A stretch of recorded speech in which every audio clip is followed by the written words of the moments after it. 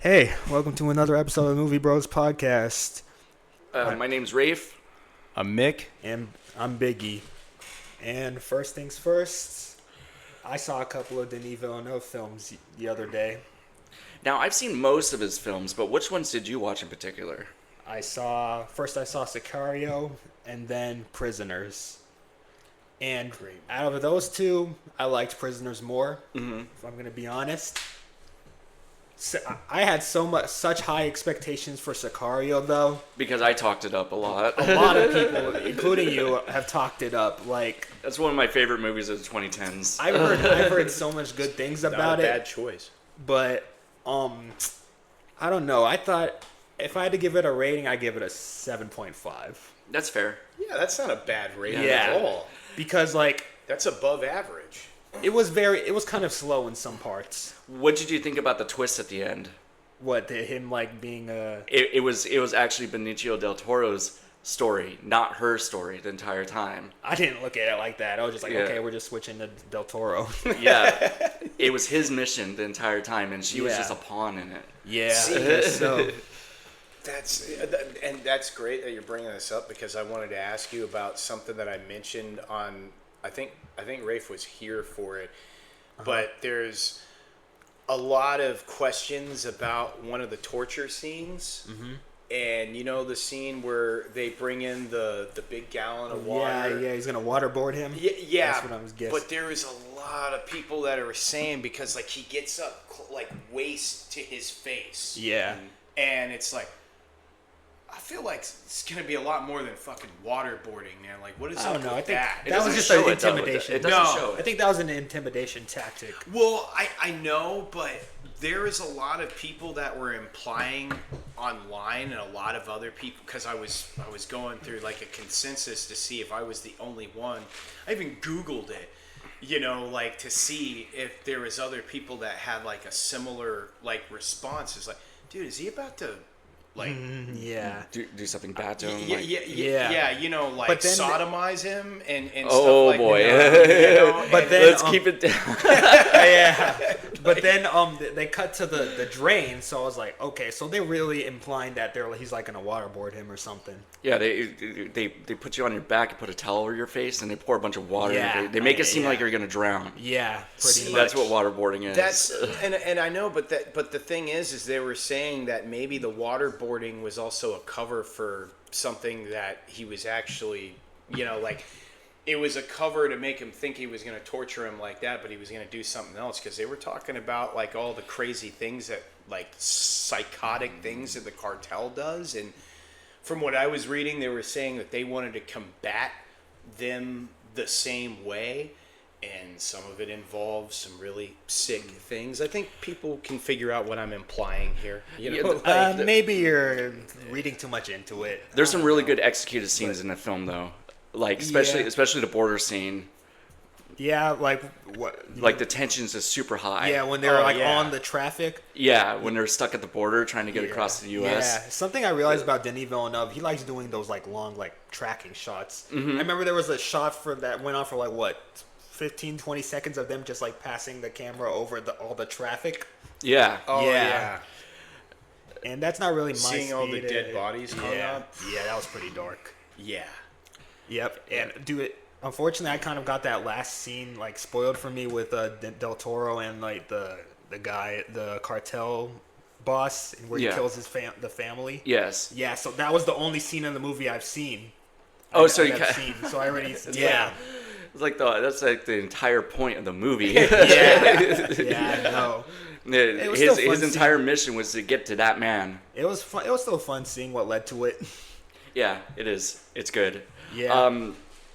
So the other Denis Villeneuve movie you saw was Prisoners. So what did you think about that? That was great. I give that movie a 8.5 or a 9. Amazing film. I've seen it once, but it was a long time ago. Maybe I should rewatch it, especially since we were just talking about Sicario. But I did I do like some of the sequences in Prisoners. Yeah, from the start, you could feel dread. Yeah. You knew something was gonna happen. Everything was going too well with the family and stuff. I was raving to you about that one last year. Yeah. Like, I was on a big binge. I think I watched it like 3 times in the same week. Because, I mean, I know it's kind of like a slow burn, but I was just so blown away by it. And I was like, how did I, like, sleep on this one for so long? Because, like, I remember when it was on HBO and stuff like that. And I even remember seeing advertisements for it, you know, when it was coming out. Mm-hmm. And for whatever reason, I never got on it. And I was like, God, this is totally like my type of movie, like all day long. Yeah, and I thought it was. I thought Hugh Jackman could be intense as Wolverine. Yeah, right? Yeah. Yeah, he's really intense in that movie. Yeah, like when he's looking for his daughter. His daughter, yeah. Like I will not be forgetting that "Tell Me" scene for a long time. Like, dude, yeah. And then the killer in it was that one guy. Not the old lady. Yeah, Melissa Leo. No, I thought it was Paul Dano. No. She was like that was a misdirection. Yeah, it was. Yeah. Oh, is that what it was? Yeah. See, I haven't seen it in a while, so yeah, I forgot. that was the thing. Like, I couldn't tell if he was really in on it by the end of the movie. Like, was he in on it? I know he was with the lady who was doing it, but they said that he had like a IQ of a 10-year-old. So was he really aware of what was going on? I don't think he was, because they said that they kidnapped him when he was like 10 years old. And from the trauma of it, he just basically stayed in that same state the entire time. And I don't think he was. And it's like when you find out, like when Melissa Leo tells you why they did it, it's like, God, that is fucked. Like on so many levels. So they were like, when they lost their kid, they were like, well, we just wanted everybody else to feel our pain. It's like, that is insane. That's so selfish. Yeah. It's like, so you're going to go kidnap other people's kids and kill them or hold them captive? Like, what kind of fucking shit is that? I'm not gonna lie. I thought this movie would be like a crime thriller or something, but no, I was way off. With the title like Prisoners, I was like, so I'm guessing like the prisoners, they're referring to the little girls and essentially with the title. And Jake Gyllenhaal has the he has a tattoo on his wrist or on his hand, and then he has one on his neck. Yeah. And like he always wears button-down shirts. You make it seem like he's like all blasted out. Like, is he full blasted out with tattoos? Do you see him in the movie? Yeah. I think it's just like I think I always so. thought that. I was like, oh, it's this guy must have like full sleeves or something. And didn't they also say that, like, I forgot, but like, didn't they say that he was like in the service before he was a police officer or something like that? Like, Maybe. I'm trying to remember, because I thought that something like that was implied in the movie, but there's so much going on in it, you know, like I wanted, like, I try to pay attention to like one thing, because there's a lot of misdirection in that movie, which is brilliant. Yeah. Like also Terrence Howard was good in it too. And dude. Viola Davis. Yes, dude, and like I'm glad you brought up Terrence Howard, because I think that is one of his best performances. I've barely seen him in any movies. Like, I know he was also, the only other thing I've ever seen him in was in Iron Man. Yeah. Oh, Terrence Howard. Oh, Hustle and Flow. Yeah. I always think of Dead Presidents. Like, that was the first movie I saw him in, and I always laugh about that part when he was like, "See over there, always talking some shit," you know, like. Dead Presidents. That was a movie I haven't seen in a long time. That was a Hughes Brothers film. Yep, great film. Yeah, but it was also a very pretty movie too. The cinematography by Roger Deakins. Roger Deakins, yeah. Like, I could tell, like, he's really good at with his like rain scenes, like in Shawshank Redemption. Mm-hmm. Like that ending shot with them driving down the street, what I was talking about, like where you see all the headlights and stuff. It just looks so pretty.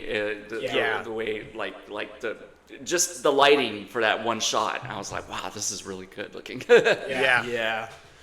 For sure. Man, but the way it makes you like flip-flop for like you actually feel bad for Paul Dano, and then you feel bad for Hugh Jackman. Yeah. Like, it was so, I felt, man, like I was freaking like horror struck, like whenever she lifted the bag and you saw Paul Dano's face. Oh yeah, dude. I was like, Jesus. Yeah, and you do kind of simultaneously feel bad for both characters, because it's like, as a dad, I can understand that type of rage and desperation if you were in a situation like that. So it's like, it's hard, but also it's like fucking poor Paul Dano. Like he didn't do anything. Like he's just literally in the wrong place at the wrong time. I think he was faintly aware of what was going on because of, remember what he said to Hugh Jackman earlier when he confronted him outside of the police station? Oh. He said they didn't start screaming until I left them. Yeah. Okay, that's true. I forgot about that. So Denis Villeneuve has a really interesting filmography from what I'm looking at here, because his first movie came out in 1996. It's called Cosmos. Well, actually, it's a segment from that movie. Yeah, that might have been like one of those movies that has like several different segments in it. Yeah. Oh yeah. He did plenty of short films. Yeah, there's a few short films in here. There's one called Maelstrom. Then there's a few other ones. It looks like they're in French. Mm-hmm. So he's, like I said, French Canadian. So Prisoners looks like it was his first like English language film. I think he made a few before. I thought he did too. He did some. They look like they're. It doesn't seem like they're in English. Like I'm just looking at the titles here. What's some of the ones before Prisoners? Incidentes. Oh yeah, never mind. Polytechnique. Yeah. No. And idea. then Maelstrom and Cosmos. But it feels very similar to Nolan, if I'm going to be honest. Like it's funny, they both kind of started like in the late '90s. Yep. And they both have like their kind of style, like the long type of shots, that kind of deal. Like, only difference is they like Christopher Nolan ended up changing cinematographers because he had Wally P. Pfister. I used to call him P. Feister because I thought that's how you pronounced it, but it was Wally P. Pfister for like I think all the way back to Memento, and then he got the guy that was the cinematographer for Tinker Tailor Soldier Spy. Yeah, because like he changed cinematographers for Interstellar, but both cinematographers are fucking amazing.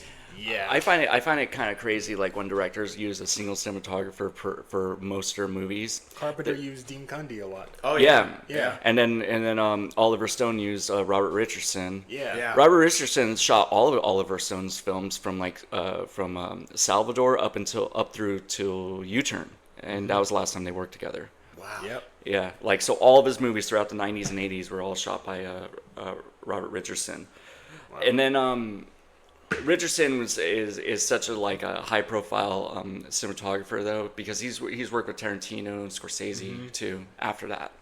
Yep. And then you have Steven Spielberg, who works with Janusz Kaminski, and that's the reason all of Spielberg's movies after a certain point all look the same pretty much. Yeah. Like all the blown out windows and like you know what I'm talking about? That Spielberg style, like using like really like high apertures with like blown out windows, like a lot of light coming into it. Yeah, I was gonna say because Spielberg's like films have a very I mean, I guess like most filmmakers, they have like a very distinctive style, especially like with cinematography and stuff like that. Like, but I always wondered with Michael Mann, like I don't know if he kept the same cinematographer, but man, he kept that style throughout his entire career. He has a very distinct style. Yeah, like with Michael Mann, like a lot of his like especially like those following tracking shots where it's like an over the shoulder type of cam. Yes. There's a lot of those in Michael Mann films. So that brings us to Michael Mann. So are you gonna watch Manhunter anytime soon, Biggie? Yeah, eventually. I think it's celebrating 40 years this year. It came out. You should really watch Manhunter and follow it up with Silence of the Lambs. It'd be a good double feature. Yeah, to be honest. Absolutely. I just might. But fun facts. Apparently, Manhunter and guess what other movie came out on the same exact day as Manhunter? Manhunter came out in '86, right? Yeah. Okay. I have no idea. August of '86. I have no idea. I can't. Not To Live and Die in L.A. Is it? Or that came out in '85. I think it was '87 or '86. Somewhere around two. there. Yeah. But no. I heard Manhunter. Didn't Manhunter not do pretty good at the box office? Wasn't it a Spielberg film? No. Oh, it was. Okay. What, Manhunter? No. The film that came out the same time. Oh. Same exact day. I can't think of what movies Spielberg made in like 86. What, The Color Purple? Purple? No, I think I was 85. But this movie, it probably took all the the Buzz from Manhunter. That's Okay, why what they- movie is it? The Fly. The Fly. Came out the same Yeah, exact no day wonder. as Manhunter. That makes a lot of sense. Cronenberg. Yeah. Yeah. Like, Manhunter's really good though. They had to change the name to it because they didn't want it. Because there was another movie called Year of the Dragon that came out, and it flopped. So the producers were getting a little scared because the name Red Dragon was the name of that movie originally. that makes sense. So they changed it to Manhunter. Well, it's good because Brett Ratner got to name his movie. And F. Brett Ratner. Yeah, seriously. Yeah, like, only good movie he ever did was Red Dragon. I like After the Sunset. I like that movie. I don't think I too. ever watched with, that one. With The Rush Hour movies are fun. yeah. It's just like it's kind of like Rush Hour in a way. It's funny. It's a funny action comedy heist movie. Okay. After Sunset, Okay. Salma Hayek and Pierce Brosnan. Wow. Oh, okay. I know what you're Interesting talking duo. about. Yeah, it is. Interesting dude. That's probably my favorite Brett Ratner movie. If I had to guess one, if I had to pick one, yes. Yeah. Yeah, he's not one of the better filmmakers, to be honest. Well, he directed the Melania movie. The one that Yeah. Let's not go down that rabbit hole now. Okay. he's in the Epstein files. No. Let's not go down that right. Okay, all right. Okay. We can make jokes about at to- least, for God's No, sakes. I was about to this mention, is not a political commentary. No, It's it's not a not. political podcast, so I was we're gonna about stay to, away from that. Yeah, he also had X-Men 3. Yeah, he did Oh, X-Men yeah. Yeah, X-Men The Last United or Stand. whatever it's The called. Last Yeah, Stand, X3, X-Men United. Yeah, That's two. yeah, X-Men 2. Was, X2 is X-Men United. Yeah. Okay, so what's is 3? The Last Stand. Yeah, The Last Stand. Okay, that's right. Okay. Yeah, because I remember I was pissed because Cyclops died in it. I was fucking furious. It's over that. why he died, why he was barely in the movie at all. Wasn't he know, doing Superman Man Returns? Yeah, it's that's funny what I enough with thought. Bryan Singer. Yeah. Bryan Singer. That's such a major fuck up in my opinion. He went to go do Superman Returns instead of coming back and doing X-Men 3. Yeah, Superman Returns is a big piece of crap. Exactly. Too. I don't think I've ever finished it. I never did either. Like I think after that first 30-minute intro scene where he saves the airplane, like where he brings the airplane down by hand and lands it in the baseball field the or rest of the something. movie after that is a slog. Yeah, like I was just like, what's going on? And it's the same exact plot as the first Superman They're too. trying where- so where- hard to recreate Yeah. the whole Christopher Reeve kind of thing. Well, that's what it's supposed to be. Exactly. It's supposed to be a sequel, continuation yeah, to of that. yeah, Crazy yeah. to think that movie's 20 years old now. Yeah, who is it? Brandon Routh? Yep. The Yeah, actor. poor guy. He didn't really do Yeah. much after that. No, after that. I don't think I've ever seen him in anything. Yeah, there was one thing that he did. It was kind of one of those cult followings. I think it was called like Dylan Dog or something like that. I don't know. He was like, I think he was like a supernatural private detective. I never watched it, but I remember seeing a lot of hype about it online. They're like, oh, Brandon Routh is doing this. You got to check it out or whatever. And I'm like, well, I'm not that big of a Superman guy. He's you in know, Scott like- Pilgrim versus the World. That's the other thing. Oh yeah. He plays. yeah. Does he play one of the X's? I'm guessing. I think so. Yeah, he does. And also Thomas Jane had a cameo in it too. You and Thomas Jane, man. There's a lot of cameos. Thomas Jane's not. He Thomas never Jane is got good a fair actor. shake, man. You know, like he really didn't. Like He was miscast entirely for the Punisher. okay, yes and no. You know, like I don't think all of it. I think it was more or less with the 2004 Punisher movie. You know, because I remember, you know, all of us being native Floridians, like a lot of people were like, oh, it's cool, they're shooting the Punisher movie here in Tampa. And I was pissed about that. Did they? because, Did like, they really? Yeah, Oh. yeah. Apparently. It was all shot here in Florida. And I was pissed because I was such a Punisher purist from reading the comic books. I'm like, why is this not taking place in New York? And I was trying my best when I first went to go see it to not pick it apart. But I'm like, I remember sitting in the theater, I'm like, why the fuck is he an ex-FBI agent? Why do they always do this? Why?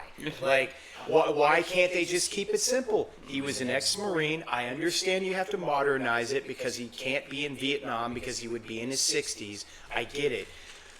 Keep him as an ex-Marine and just have a simple story. But no, they had to fucking overcomplicate it. They had to cast John Travolta as a Hollywood-created character that was not from the comic books whatsoever. He's basically the same character from Swordfish. Yeah, pretty much. I think he has like the same haircut, doesn't he? Yeah, he does. Only thing he's missing is the soul patch, but yeah.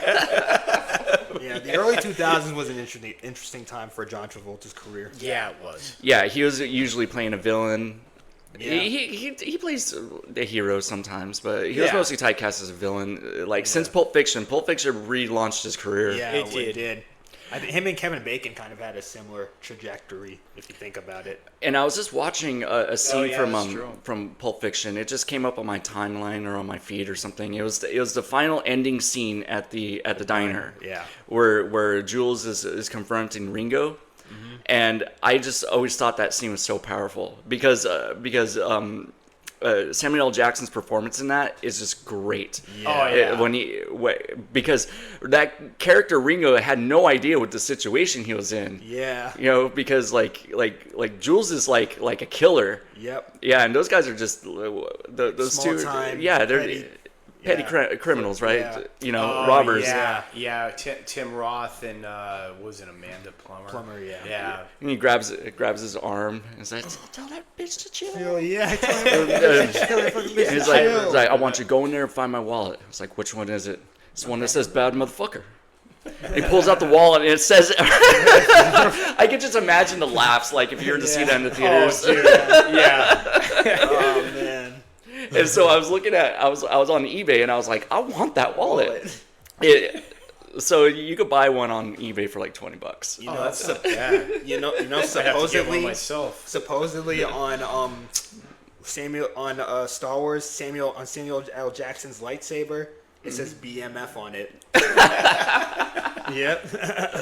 Engraved upon it. And then there's another thing too, like his grave or something when he from the Marvel movies. It says Ezekiel 25:17. It says the path of the righteous man. Yes. Yeah, when he fakes his death. Yeah. Dude. Yeah. Man. Yeah, like I love Tarantino. I love his films. It's just that, like, I'm sure a lot of people would probably agree with me, but nowadays, like, well, no, I don't think nowadays. I think it's always been that way. I don't think people started really noticing until, like, the last decade, but God, Tarantino gets high off of his own fucking farts, man. Like it's just, like, when you listen to him, it's like, I remember him saying Paul Dano is a bad actor is crazy after watching Prisoners. Is like, it's what? like, Yes, chill, it is. dude. That was a really dumb take. Yeah, that was it really super dumb. was. I mean, it's not his first one. You know, like, listen to Didn't you his say Roman you liked Polanski. Paul Dano in There Will Be Blood? Yeah, he was praising the hell out of that movie around Oh, when and then it he came turned, out. and then he flipped around and he said him that he and was Paul, like, Paul Thomas Anderson were real close.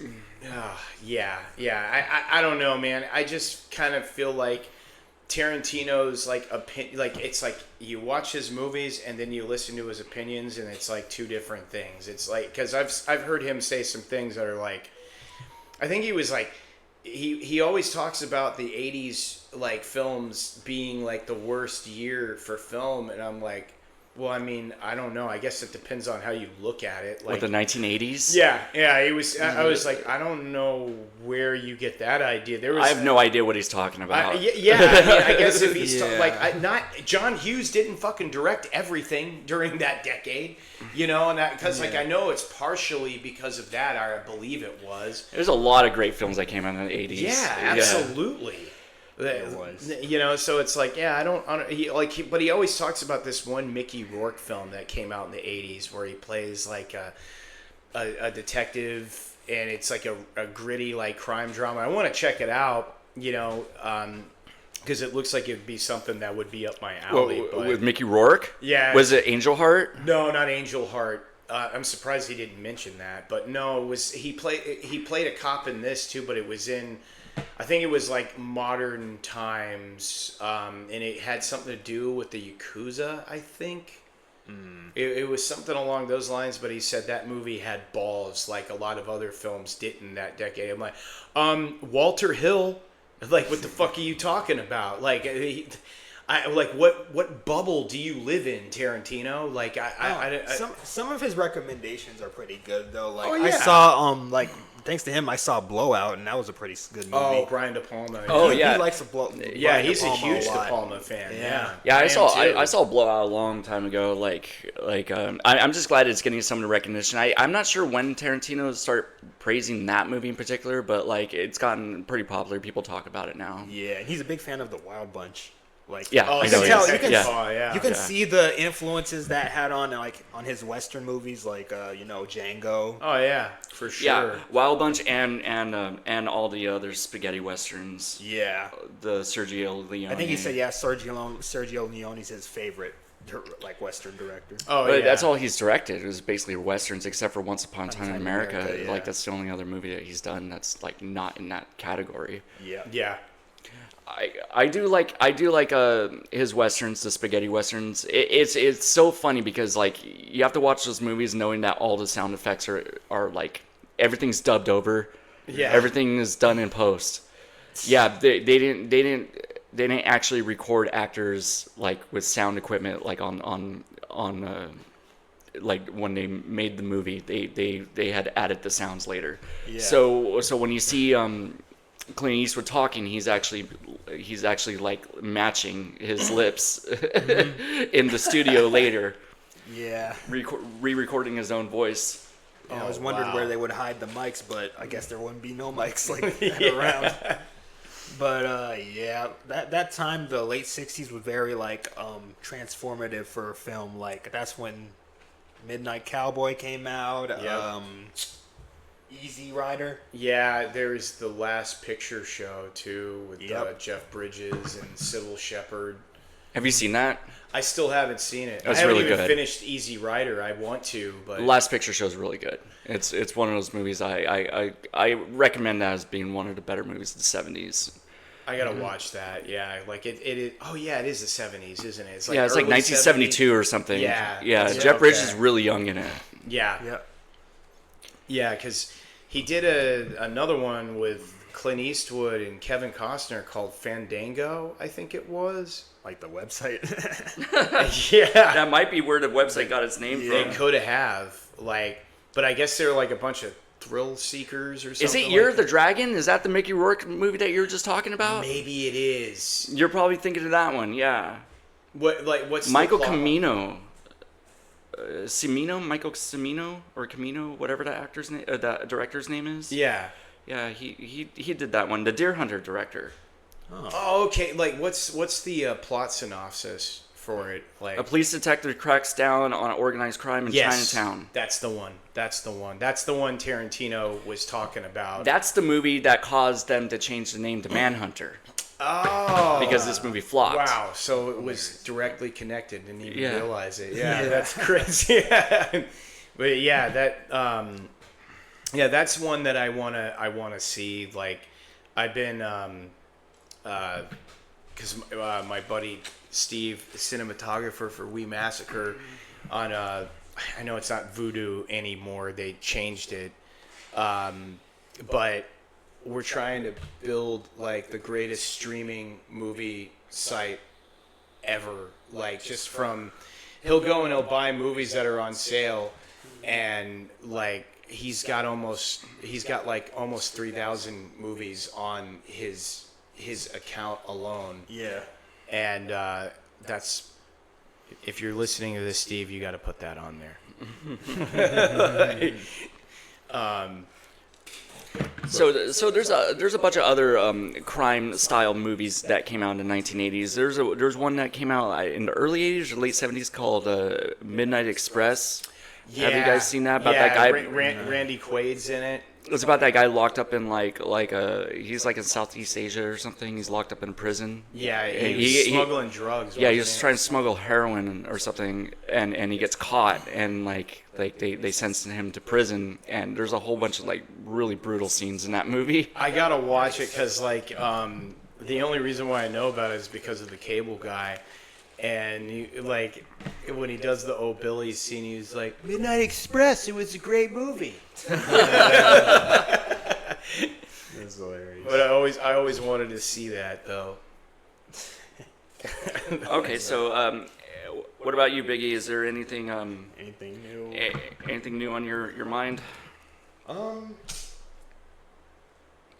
back to the Villeneuve thing, it's unfortunate everybody kind of praises like his like sci-fi movies that he did, like Arrival and the Dune movies and Blade Runner 2049. But dude, his best movies he's made, at least in my opinion, are like both are Sicario and Prisoners. They're both better than the other. Have you seen movies. Enemy? No. Oh, jeez. Unfortunately, I know the twist. Gotta watch that one. That one. The spiders. I haven't watched that one yet. That movie's either. weird. It's kind of hard to follow sometimes. He did it the same year as Prisoners, right? Yeah, it's the same year. It came out the same year as Prisoners did. Okay, that makes sense. Yeah. They both have Jake in it. Jake Gyllenhaal. Yeah. Yeah. Okay. It's about a doppelganger or something. It gets. I don't really remember it. I just remember it being really weird. And there was a big giant spider in it. But I think it was part of his mind. It was like it was something that's happening in his mind or something. Because I've heard other people talk about it. Like there is a podcast that I used to go on. They're not around anymore. Like they stopped like 2 years ago, I think. But one of the podcasters on there was a big fan of that movie in particular, and I think they reviewed it. And I listened to some of it, and I'd seen clips of it over the years, but I've never really sat down and watched the whole thing. But I've seen a lot of parts of the movie. Yeah, dude, there's not another actor like Jake Gyllenhaal, man. Like, he's very unique. Like, he could play a really good psychopath if he wanted to. Oh yeah. Like, he has like such like a stare that's like none other. That's Well, true. yeah, Nightcrawler, of course. Yeah, It's probably all the way back in Donnie Darko. Donnie Darko. And Like- what was he in before that? Bubble Boy. Remember that shit? City yeah, Slickers. Yeah. Oh yeah, I forgot about that one. Yeah. Yeah, He's because been acting since he was like a kid.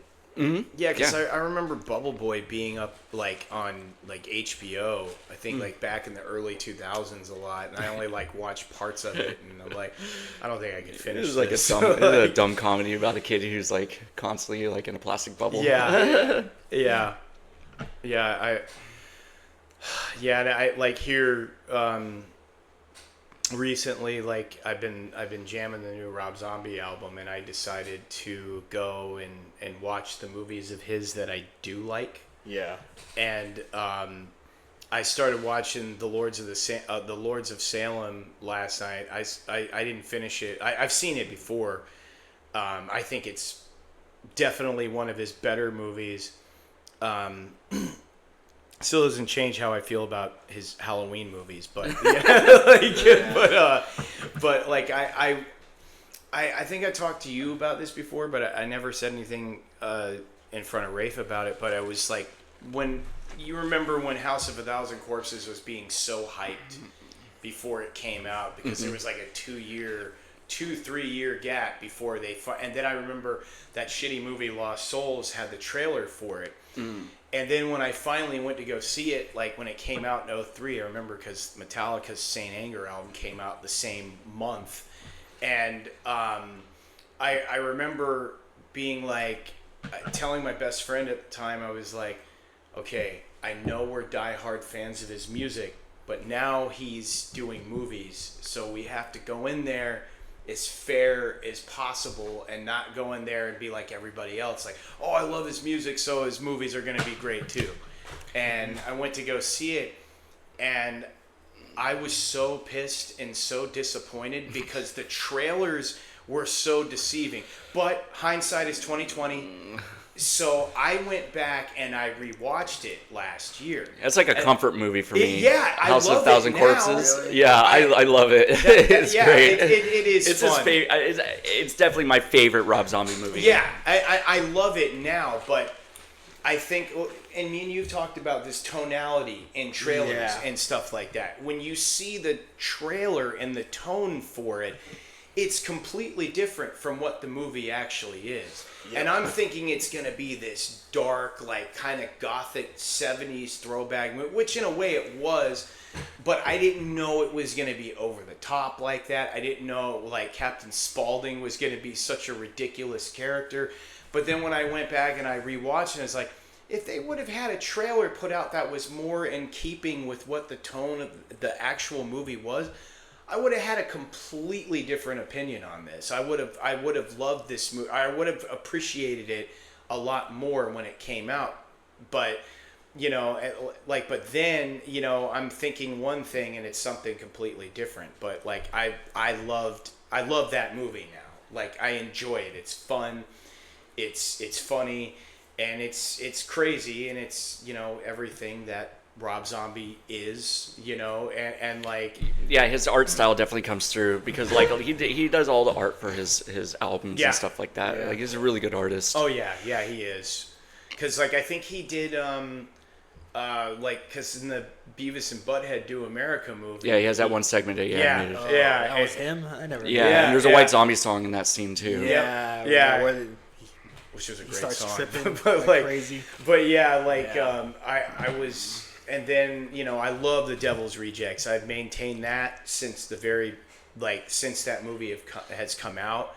I thought it was a great movie, and then like it's like I have to skip a good 4 or 5 years of his movies, because I know there's that Haunted World of El Bisto or something. It was like an animated movie. The Haunted World of El Super Beasto. Yeah, that's it. Yeah, I never watched that one, but I know Paul Giamatti was one of the voice actors in it, and but then I saw The Lords of Salem, and I'm like, and I remember at first I was dead set against watching it. I was the guy that I was friends with at the time. He was like, let's just watch it. And I'm like, I don't want to fucking hate watch something, man. Like, and then... Is that the movie where his wife plays like a radio host? Yes. Okay, Yeah, I never finished it. I remember starting it. I watched like probably about half of it before I turned it off. It's a great movie. It's just because like it was the most creative that I've seen Rob Zombie since his first 2 movies. And he wasn't kind of relying on the typical stereotypes that, you know, his movies, you know, being infamous for. And it was almost like, you know, I mean, you could tell he was heavily inspired by The Shining when he made this movie. And then I remember being like, oh my God, if Rob Zombie keeps making movies like this, I will totally, you know, be on board with that. But then apparently, I guess Rob Zombie had a fit, because when it came out, people were shitting all over it, you know, like a lot of... I think people are just really sick of seeing his wife in all of his movies. Oh, that's true. That's fair. But this was the only movie she was good in, because she was playing herself, essentially. And it's like, wow, I'm convinced. I never thought that I would be convinced by Sherry Moon's performance, like, ever. And she was actually really good in the movie. And it's like the one time she does something good, and then also the one time that like Rob Zombie is going back and being more creative because he didn't have the budget that he had on the previous films. And I was like, oh man, this could usher in a new age of like good Rob Zombie movies. No, Rob Zombie got so pissed off. I think he posted something on social media saying, "It's like, I'm fucking done. I'm not doing any more movies," or something like that. And I'm like, no, don't do that. Fuck those people, man. Like, don't listen to them. You're on the right track. After that movie, he had done a movie called 31, and then he did three from Hell, which I think is the third part of the totally unnecessary House of Thousand Corpses. And then The Munsters, that came out about 4 years ago. I hear a lot of people say things about The Munsters. That's a remake of that TV show from way back in the day, right? It's not a direct remake, though, because not all the characters are in it. It's about, like, the start of Herman Munster's relationship with his wife or whatever. And Grandpa's in it, and he has a mustache for some reason. Yeah. I've never seen any of this. I never... no idea. But I mean, he used to watch. They used to play the Munsters like on TV a long time ago. I mean, similar to like Addams Family. Yes, it sounds like a mix between the Addams Family and the Monster It pretty Squad. much is. Yeah, like a horror themed comedy. Sitcom in a way. Yeah, in front of a live family audience. values. I haven't seen it, so I don't have any opinion on it. You know, I don't think I'll ever watch it. I don't have much desire to see it either, but I heard that was like the first movie in years that he got positive, like really, like moderately positive reviews. You know, and I don't normally go by other people's reviews, but nowadays, because the reviewing system has changed so much, and you can kind of relate with people on YouTube that review nowadays. Because I mean, if you were like going by like fucking Rotten Tomatoes, one of my friends, it was so annoying to me, like at a comic book shop, and he always be like, let's see what Rotten Tomatoes says. Fuck what Rotten Tomatoes says. Like, they shit on everything that's good. I never look at the Rotten They give Tomatoes 100% to... No, it's funny. It's the opposite now. They give 100% to almost every other thing. Yeah. Like, they gave season 5 of The Boys 100%. I'm like, nah, I don't believe that. Yeah. So the thing with the Munsters is that it came out the same year as Wednesday did. And Wednesday is like a super entertaining, like fun show to watch. It was solid. That's what I heard. I haven't seen season 2 yet. Me neither. Yeah. Tim Burton directed it. He directed most of the episodes. I think he directed like the first 3 or 4 episodes of season 1. Yeah, because then they bring Christina Ricci back. Yes. For she what was in there. Season 2. She was the first season. Oh, she was the twist villain. Oh, sorry, spoilers. But spoilers. I'm not like I'm not. I kind of saw that one coming though. Yeah. Like I saw it from the beginning. I'm like it's not going to be who we think it is. It's going to be her. I knew it. And then it happened to be her, and I was like, oh, okay, I get it. The show has a pretty good cast in it too. Like, dude, like Luis Guzman as Gomez is actually perfect casting. Yeah, like he looks like the Gomez from the comic strip. Yeah, he does. He does. And Catherine Zeta-Jones as Morticia. Morticia. Yeah, that's pretty smart too. Casting too. And even the rest of the show had Gwendolyn Christie was in it this first season. You know her. Yes. Real tall chick from Game of Thrones. Game of Thrones, yeah. Oh, okay. And what? Who else? Season 2. Apparently Steve Buscemi's in it. I haven't seen season 2 I yet, need so to I need to watch it. Yeah. I think I'm gonna start watching it this week. Haley Joel Osment is in it. And they just added for season 3. They just added Lena Headey, another Game of Thrones actress. That's funny. That's funny. Have you guys ever? Maybe more like Rafe might have seen this. I don't know if you have. It's a Kenneth Branagh. We were just Kenneth Branagh. Kenneth Branagh, Dead Again. Yeah, we were just talking about it before you stepped in the door. Oh, really? Yeah. I've seen it a long time ago when I was a little kid. Yeah. I just remember this scene where this woman gets killed with a pair of scissors. Yes. Yeah, and it's pretty horrific. Yeah, it is. But like, I think I've only seen the movie maybe like 3 times tops. It's like about reincarnation or something, right? Yes. Yeah. Okay. And like I remember because I was like, man, this movie's trippy. Like I wasn't expecting all of this.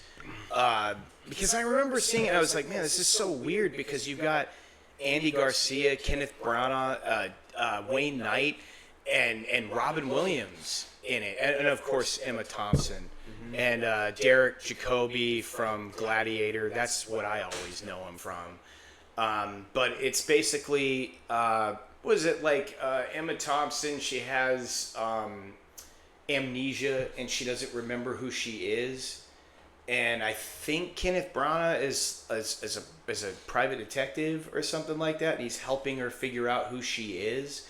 And it starts going into this, it keeps going to flashbacks to reincarnation. And her and Kenneth Branagh's character look exactly like these two characters. What was it, like the 1930s, 1940s or something like that? Yes. And she was, and he was on death row for prison for murdering his wife. And don't go into spoilers. I'm not. I'm just saying, you should watch it. I've seen only one Kenneth Branagh movie. What, Thor? Thor. Yeah. I knew That's it. And I've seen him act in another movie. He was the second Harry Potter movie. He was in Dunkirk too.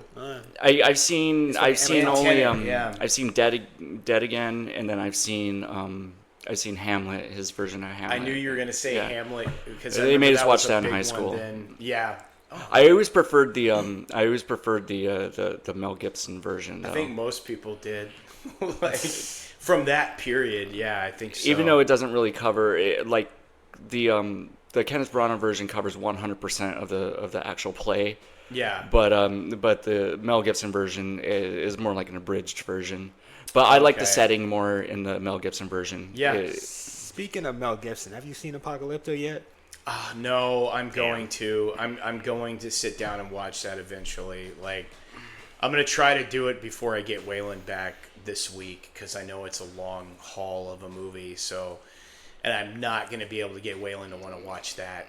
He might want to watch it. I Yeah, mean, I watched it. like that. Yeah. It's pretty. I mean, it is violent. Yeah, But that's but- nothing new. I yeah. saw that movie when I was really young too. I remember the scene at the top of the pyramid. Oh yeah, yeah. yeah. Yeah. We're You know, the sacrifice. they're showing what actually happened back, like, what is the Mexican Aztecs? Yeah. Is that what it's supposed to be? I think so. Yeah. Yeah. But that movie's not very historically Well, accurate. No, it's not. Well, the only reason why I'm kind of reserved to sit down and watch it with Waylon because we tried to watch that Zack Snyder's Justice League cut or whatever, and the movie's so damn long. Both of us were losing interest like within Yeah, it was like like 30 minutes into the movie, and it was Yeah. just playing in the background while me and him were just playing with his action figures. Zack the Snyder's entire Justice time. League, Yeah, the yeah. the new Snyder one, cut. Yeah. Yeah. the Snyder cut. That's probably the best version of that movie, but you have to watch that one in shifts. Well, in a way. the only other one That's is what it complete sounds dog like. shit. So this other one's just fine. You can watch that was- movie in 2 parts, like because Well, it's there's meant a there's four a parts. Yeah, It's they meant got four an parts. episodic thing. there's a don't they? definite ending to the first half of the movie. Yeah. Yeah. Like after the whole like spider monster thing, the spider robot in the sewer thing. Yeah. That whole scene. Once that ends, that's like the first half of the movie is done. Yeah, because like I think they said that the first half of the movie though is like setting up a lot of characters too, isn't it? Like Yeah. that's You know- what I thought. Even if Zack Snyder got to continue his whole DC universe, I don't think it would have been that great. I'm not gonna lie. No, I Like- I don't know. They- Be careful. There's a lot of Snyder fans out there. we already pissed off the Rob Zombie fans, like so. But like even from the start of his whole DC universe, like like I think Man of Steel. Man of Steel is okay in my. I like love Man of Steel. Man of Steel. I like I it. enjoy. I like that. That's like. That does not. It does not feel like Superman. to me. That's probably my how favorite you out of his feel- movies. But see how you feel about Man of Steel is exactly how I feel about Prometheus. It's okay. Like, it's not awful. It's not great. It's just okay. And Covenant was a disaster. We've discussed Ridley Scott. Yes. enough. Yeah, we already discussed Ridley I think Scott. we need a break from Ridley Scott. Everybody does. But Yeah. yeah, with Man of Steel was okay, but then goddamn, Batman v Superman just dragged it down. Batman like- v Superman is just so like It's such a mess of a movie. it's really God, jumbled don't get me together. started, dude. Like There's some good scenes in it individually, but overall Yes. the whole movie, the movie as a whole, it's just They tried so to stop and go. They tried to set up the Justice League on that movie. just because Yeah. of the fucking What's Avengers. It was a Instead precursor of- to the Justice League yeah, movie. but instead of like they should have actually did what Marvel did and actually like set them up in their own individual movies. They're I rushing. don't think- They rushed the hell out of it. They're Yeah, rushing it. I was gonna say they shouldn't have done anything Marvel did because obviously it blew up in their faces because like for one, I remember people talking about this for like a decade that people wanted to see a Batman versus Superman movie. I remember Wolfgang Peterson was originally attached Yes. to it and he dropped out of it, but like. But I remember when the year Man of Steel came out, 2013, I remember that it was announced that Zack Snyder was doing Batman versus Superman. The Dark Knight Rises came out literally a year before Man of Steel. I'm like, are you fucking kidding me?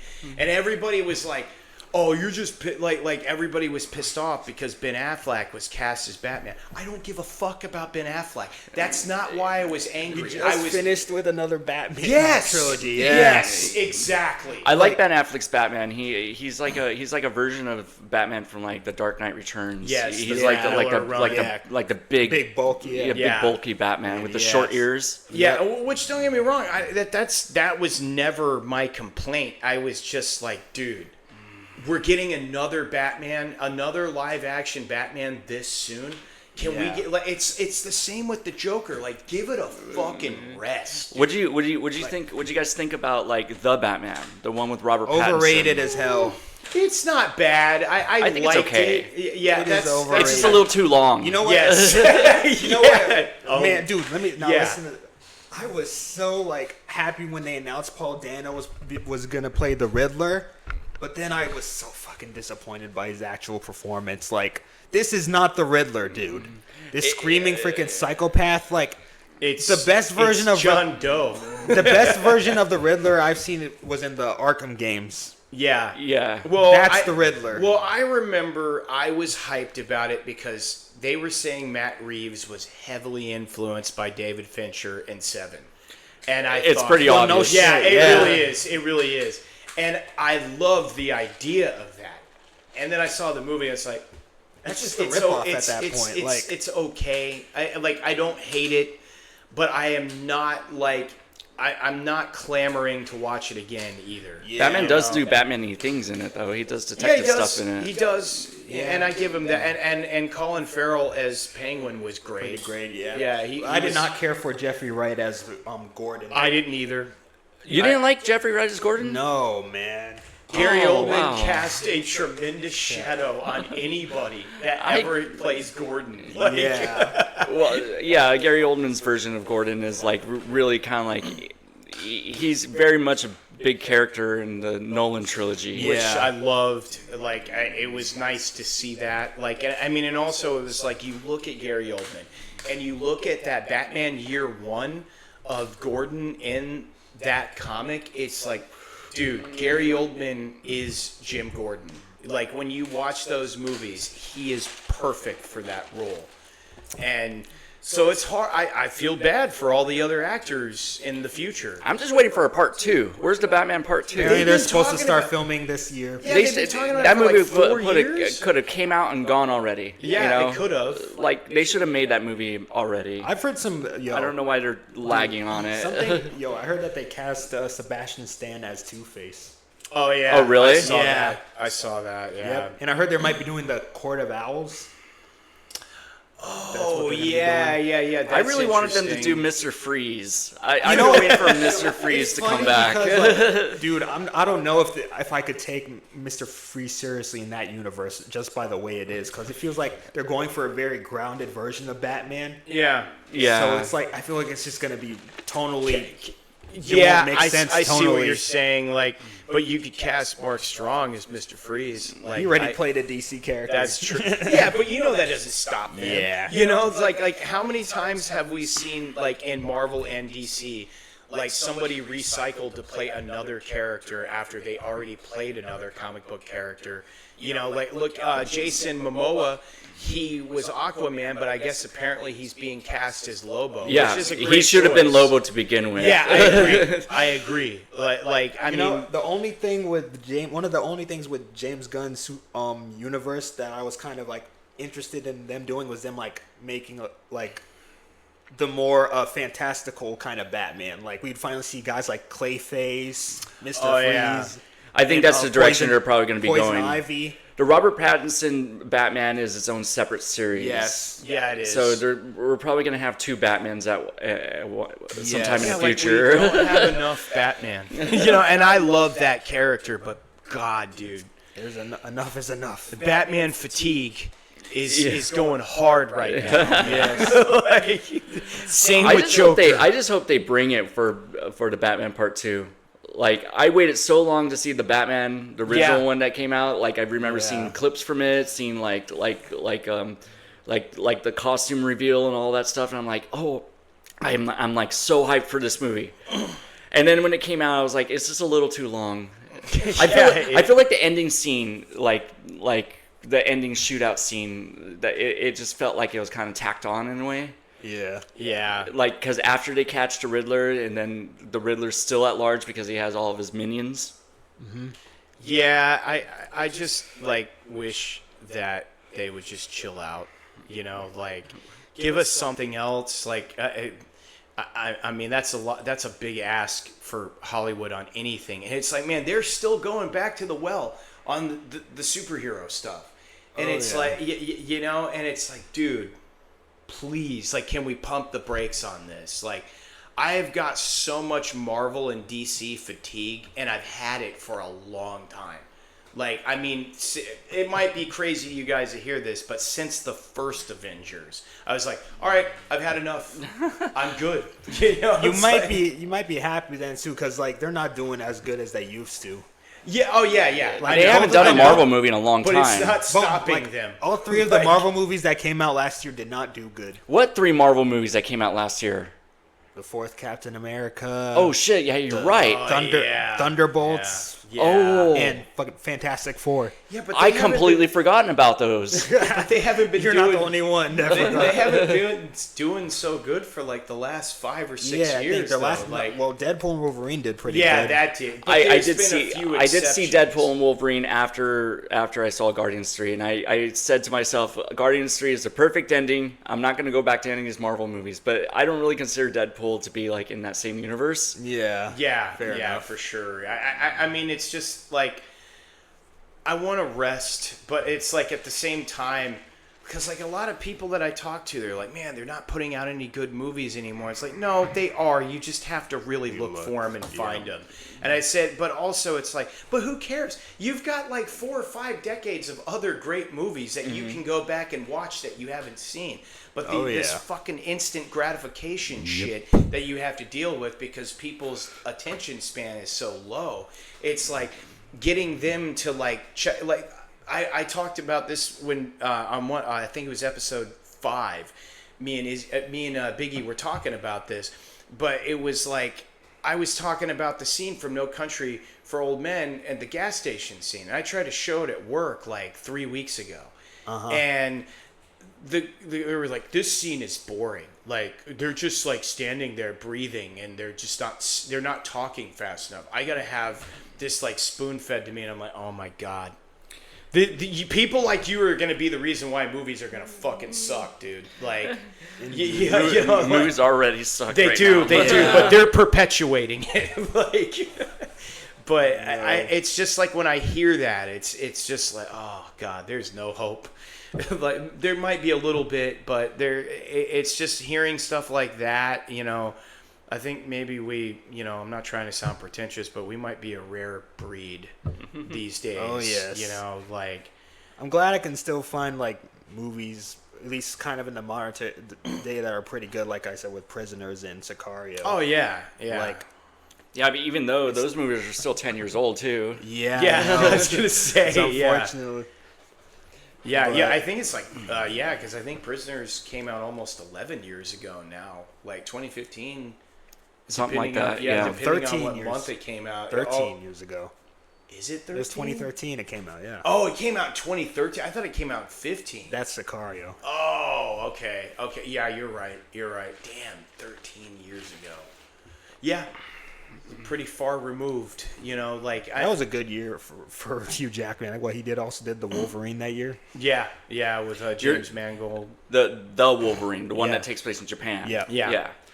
Which I always thought was like kind of like a cool one-off movie. Like I saw it once and I was like, this is not bad. I like this. I gotta go back and watch it. I watched part of it, but I never finished it. But I remember they were saying, him and James Mangold were talking about how Clint Eastwood had a big influence on that film. Like from The Good and the Bad and the Ugly, I think. They wanted to treat Hugh Jackman like, I know his character didn't have a name, but what was it? The Man or... Blondie, I heard the character that was Clint Eastwood's character. Yeah, something throughout like that. Throughout the trilogy, he had multiple names. Yeah, the Man Blondie, with No Name. The Man with No Name. Yeah, that was. They said that was like their inspiration for that Wolverine movie. Well, with Wolverine, how he loses his memories. Yeah, that's true. Before he loses his memories, his name is James. Yeah, James Howlett. And then after he loses the memories. It's Logan. Yeah, exactly. Yep. Well, he becomes Weapon X. Oh yeah, and then Logan. If you were ever to remake Dirty Harry, I would strongly suggest Hugh Jackman because Hugh Jackman actually kind of looks like Clint Eastwood. Like if you look, he can bring that very gruff. Yes. Don't all day long, no nonsense. Yeah. Remaking Dirty Harry. How many Dirty Harry movies are there? There's I think four. there's There's five. 4 or 5 of them? Yeah, there's... They're all named something else. Something Dirty different. First Harry, one is Magnum Force. Magnum Force. There's one called the Deadpool. Deadpool. That's the last one, I think. Yeah, that's the last one. Oh God, what There's was the another other one? They're all good. I enjoyed. There's something that I think Delta. Sudden Impact. I think it's Sudden Impact. Yeah. Yeah, That was another one. they're There's all another good. one like it had Delta in it. Delta 4, I think. Delta Force. You're Delta thinking? Force. Oh, I think that's a That's Chuck Norris. that's a Chuck Norris movie. Yeah, like, I mean, you're not far off. I mean, Chuck Norris was trying to replicate Clint Eastwood to a degree, but Nah, Okay, there's I- 4 well, of them. There's Dirty I'm not Harry, saying he Magnum did a good Force, job. Enforcer, and Sudden Impact. Enforcer. yes, the Enforcer. I know That's there's a another great Force one. And something. there's also another one called the Deadpool, the Deadpool, right? Yeah, we just Okay. said that. Yeah. Oh yeah, I the believe it had young Deadpool's Jim the Carrey in it. the Deadpool's the and latest Liam one. Neeson. Yeah, Yeah, the Deadpool's the last one. the last one. So Yep. there's 5 of them. Yep. Great. All of them are good. I've But only seen the first 2. But my favorite would have to be Magnum Force. I mean, I love the first one. yeah, Magnum but- Force is the second one, right? Yeah, with Yeah. all the corrupt cops. Yeah, the guys on the bikes. Yeah. on the bikes. Yeah, Such a good movie. Like, yeah. The first one was made, directed by that one guy, Don Siegel, yeah. Yeah, I remember at the end of Unforgiven, he put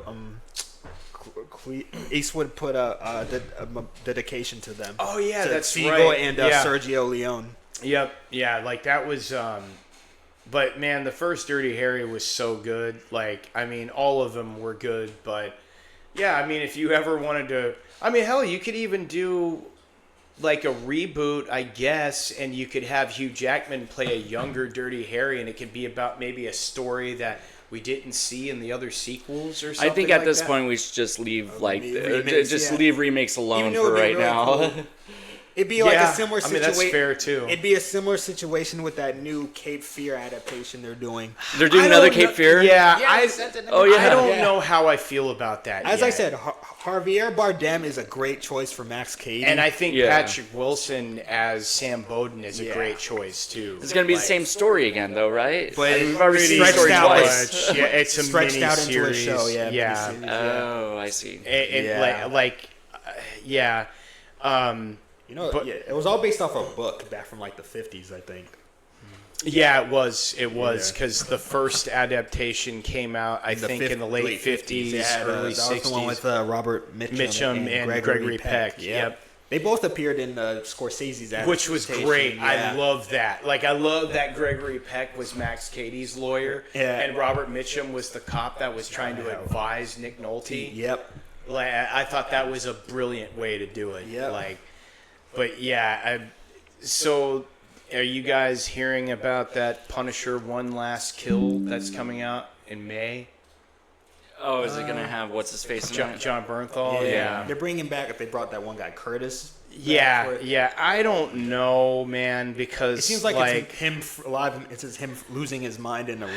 Like, it's very not Frank Castle, you know. Like, and I think John Bernthal is great, but it's just he lost so much stoicism. Yeah. When John Bernthal got cast, and it's like, I was gonna say that. dude, I earlier. love John Rambo, but you know, I was gonna like say that with John. That's one thing that Thomas Jane has over John Bernthal. Yeah, At least him Thomas and Jane Ray was Stevenson. At least they were more stoic. yes, Dolph Lundgren too. Yeah.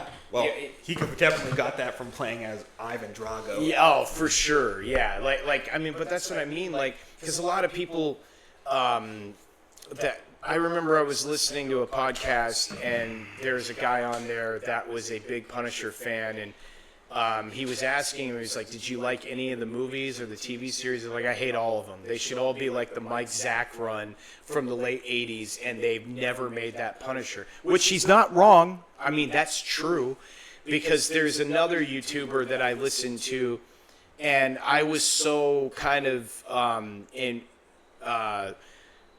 infatuated with the Garth Ennis world, because they kind of revised the character when Garth Ennis came on to do Punisher. But he made a good point. He was like, if you really think about it, you know, if you look at the Punisher from the 80s and the 90s, he was like James Bond meets John Rambo. He was also influenced by that Mac Bolan character from the Executioner book series. and stuff like that. And it was like, you know, at the end of the day, I mean, yeah, he kills the criminals, but he's not a psychopath. He's kind of like a mercenary. And it's like, damn, he doesn't do it for that's money. a good. Yeah, he doesn't for do it for. himself. Yeah, it's like he makes a good point though. Like, But it's funny. Speaking of Bond, you know, Denis Villeneuve is next in line to do a Bond movie. Really? To direct one. Yeah, that could be he interesting. wants to do a James Bond movie. I'm just wondering who they're going to cast as Henry Bond. Cavill. Yeah. Henry Cavill. He was already in Man from U.N.C.L.E. I don't think people are going to really. I mean, it's almost kind of And like a he is similar going to be character. Connor McLeod too. Like, Yeah, that dude has a lot on his plate, but he deserves it, man. After his, I just Yeah, hope he they does, just give us like a good version of Bond this time. I What, was you not don't really like a fan of the Daniel Craig era. you don't like any of the Yeah. previous ones, Sean Connery. No, I do like some of them. I do Roger like a lot Moore. of those movies, like Roger Moore movies. I love both of the Timothy Dalton ones. yes. The 80s ones. Those Yeah, ones those are are- really, really those are- dark. Those were the darkest James Bond movies. They're full of Yeah. action. They're Yeah. great. And So good. They only casted him because they couldn't get Pierce Brosnan at the time. Yep. Yep. I love Timothy Dalton as James Bond. He's Like, the most underrated Bond. That's my favorite for one. sure. Like Yep. that is my favorite Bond by far. It would be Timothy Dalton. I like the movies that he's in for yeah. sure. Oh yeah. Me too. One of Like, them. They're more grounded. Yeah, Yeah. it's funny that one of them had a young Benicio del Toro in it. I remember that. Oh yeah, that's right. Yeah. Oh yeah, I is he think in it the was Living License to Daylights or Kill. License to Kill? He's in License The to one Kill. with Robert Davi in it. Yeah, that's right. I remember that one scene where he puts the dude in the pressure chamber and his Yes. head pops. Yeah. You know, when Robert Davi is in a movie from the 80s and the 90s, more than likely it's going to be good. Oh yeah. Even if he's in there very little, like Yeah. in Die Hard. Yeah, exactly. And Predator too.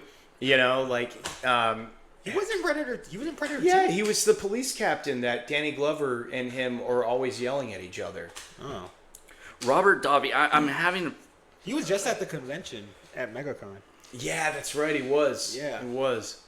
Yeah, Robert Davi. He was. I'm trying to think. Oh yeah, I know who he is. Okay, Yeah, yeah. He's in he's in the Goonies. Yeah, that's right. Yeah. See what I mean? Like, I mean, his track listing precedes him. Like, I mean, I mean, maybe not so much for the last couple of decades, but like, I mean, well, The Iceman with Michael Shannon was really fucking good, and he was in that. And he was in that Kill the Irishman with Ray Stevenson, which was pretty good. He's in Showgirls. Oh yeah, That's yeah. that Verhoeven movie, right? Look, that movie, it's just fun. That's all it is. Like, It's fun, but it's also a big piece of crap. it is. It's a fun big piece of crap. Like, I enjoy it for those reasons. Like, I'm a little bit of a glutton for punishment. Just like depending on what movie. Like, I love, you know, I put Showgirls in there with, like, even though they're completely different genres, with like Samurai Cop and Troll 2. Those Yep. are just so fun to watch because they're so bad, but they fail in such a spectacular way that you enjoy it, you know? Yeah. what else Speaking is- of, we were talking about Timothy Dalton. Did you guys ever see the movie The Rocketeer? Yes. Yeah. Seen that a bunch Bill of times. Campbell. Yeah. Yeah. That's such a fun movie. That's the same director as Joe Captain Johnston. Captain Joe America, Johnston, the first Avenger. And, Honey, I Shrunk the Kids. Yep. Oh really? And Jumanji. Oh wow, cool. And Jurassic Park 3. Yep, that's right. Jurassic Park 3. Oh, Yeah. That's so funny. Yeah. And He's the closest. I said this before, but he's the closest director to like capture Steven Spielberg's kind of style. that's true. for Jurassic Park 3. Yeah. Yes. Yeah. Even with Rocketeer, that movie's very It's like very Indiana Jones-esque. Spielbergish. Yes, Yeah. it does feel like And that. I love Bill Campbell, man. Like, he Especially was with the great, Nazis. and he just kind of like fell off into the ether because like he was also in Dracula, and he played my favorite character in Dracula, Quincy. And I always laugh about that part when the guy with the knife. Yeah, the American. and he goes up to like dry hump, like Anthony Hopkins as Van Helsing goes up to dry hump Quincy, and he's like, "Get off me, you old buzzard!" You know, like I loved his character That in movie, that movie. It also had a young Jennifer Connelly was in it too. Oh yeah, She yeah. was, she was That's smoking right. back in the day. Yeah. The Rocketeer has a pretty stacked cast, to be Yeah. honest. Yeah. I mean, Billy Campbell plays the lead. Yep. Yep. There's a Jennifer Connelly, Timothy Dalton, Alan Arkin, Paul Sorvino. Oh yeah, yeah, that's pretty right. good. Alan Arkin Yeah. was in it.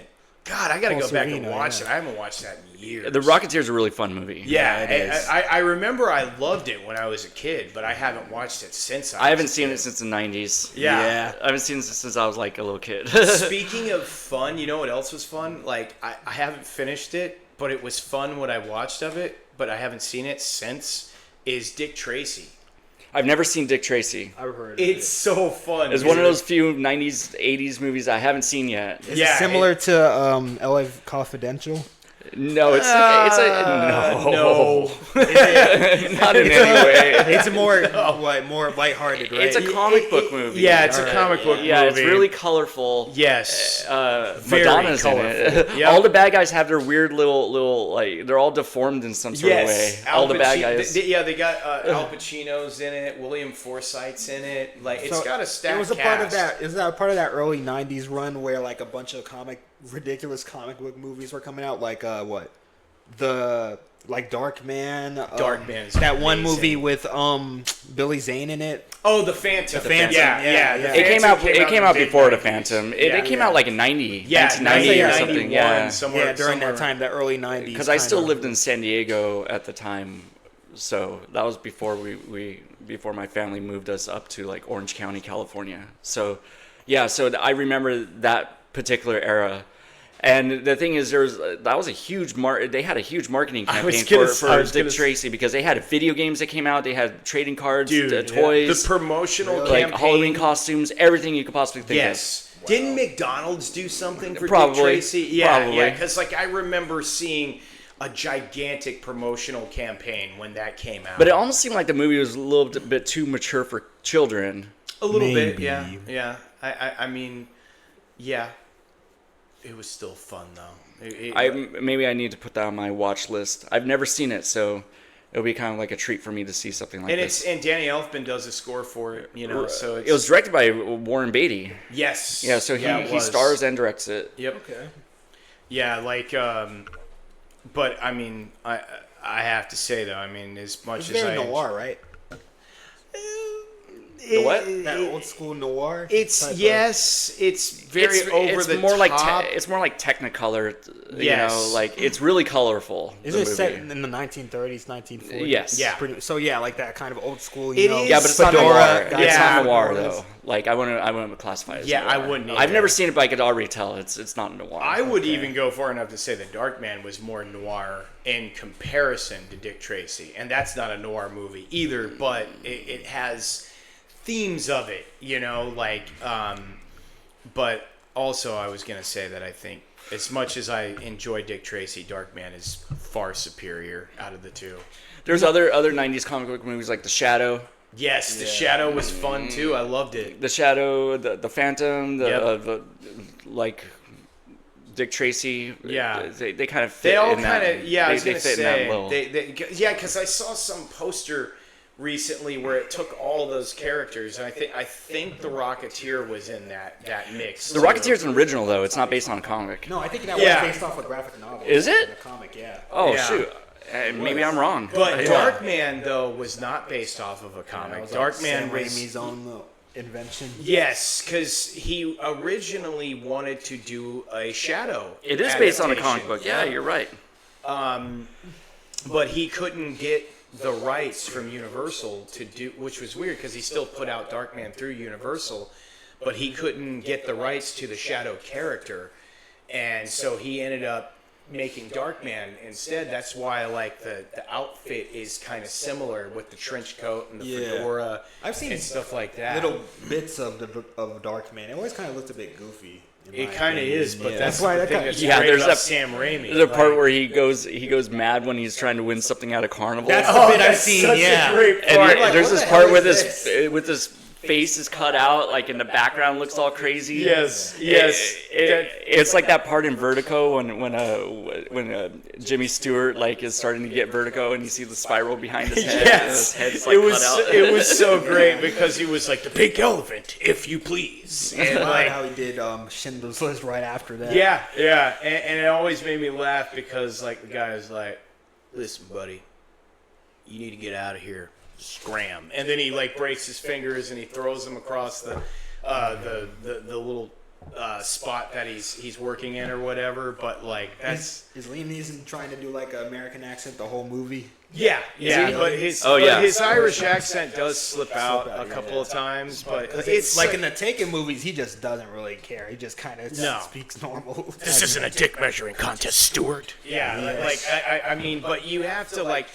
When you go to watch Darkman, don't go into it thinking it's going to be like this masterpiece or going into thinking that it's going to be like this serious noir. And just go in there and have a good time. That's how you should approach 90% of Sam Raimi's movies. Okay. You know, like I once told Mick a long time ago that like Sam Raimi should have directed a Spawn movie.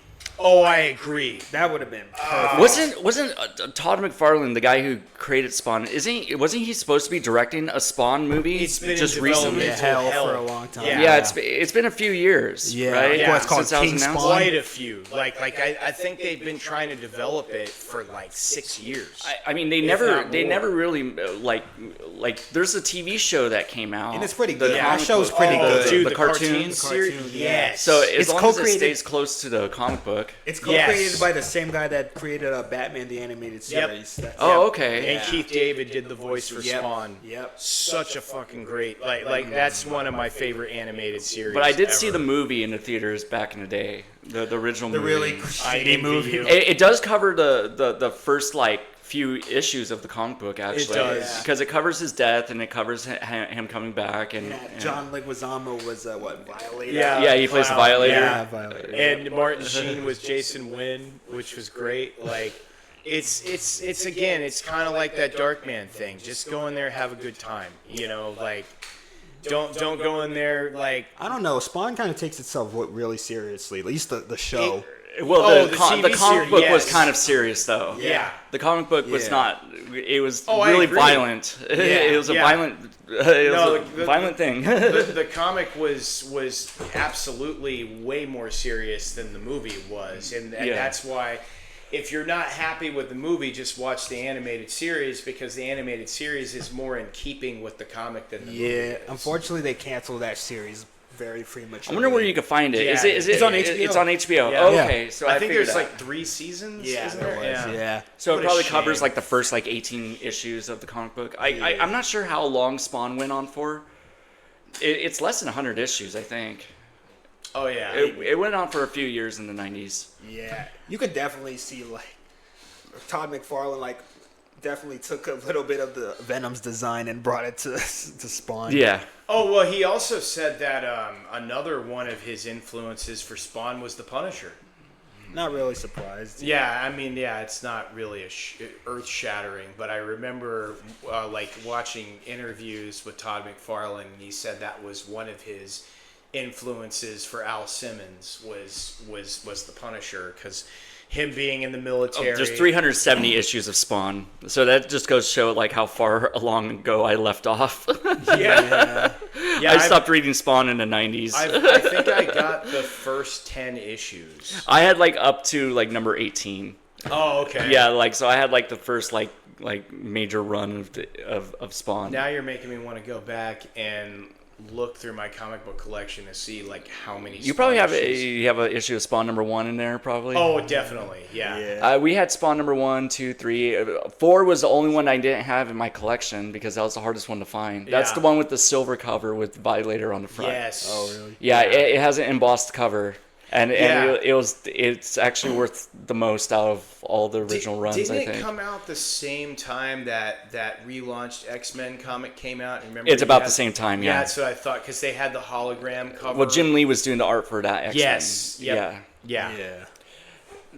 The X-Men reboot. It was just called X-Men. Yeah. Yeah, it wasn't Yeah. Uncanny And X-Men, it but was the such a Uncanny cool X-Men cover. was still going on at the same time as that one came out, though. Yeah.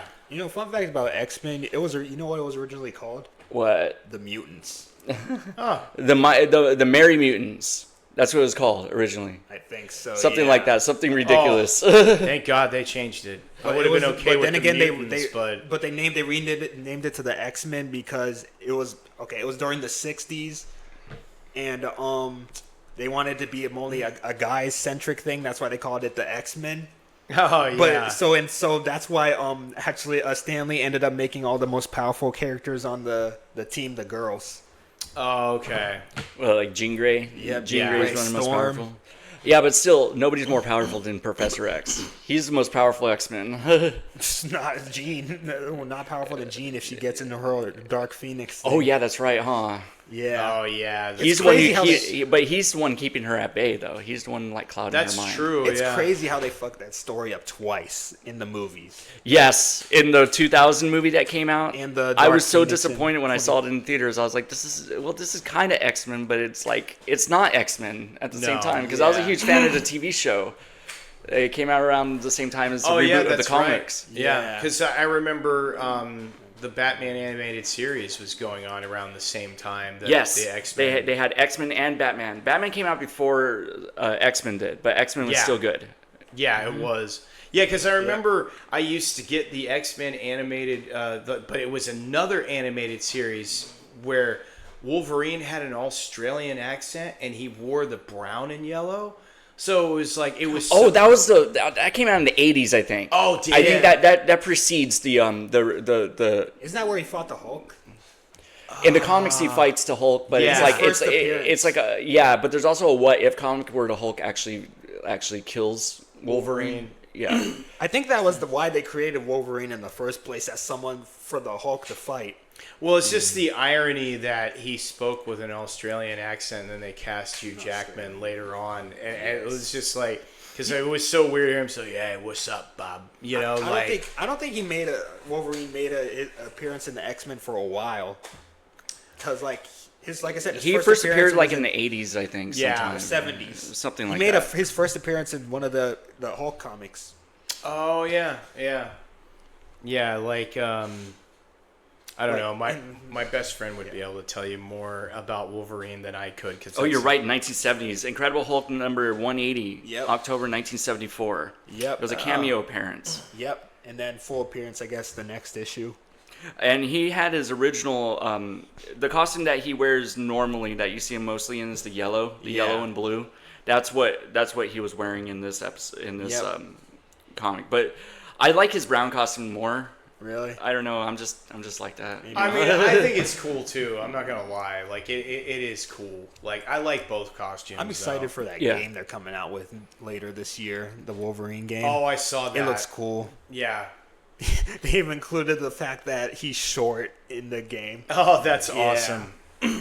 Yeah, that is kind of like a thing, right? Wolverine's supposed to be like 5 foot something. Yeah, like yeah. 5'3" or something like that. Yeah, he's supposed to be a short guy. Yeah. Yeah. He's short and stocky. Yep. Anyways, let's wrap up this episode. Yeah. We kind of went off a tangent about comics there. Yeah, we it's did. okay. Well, comics are kind of like infused in movies. You know, there's a lot They of comic are. book They movies. are. Yep.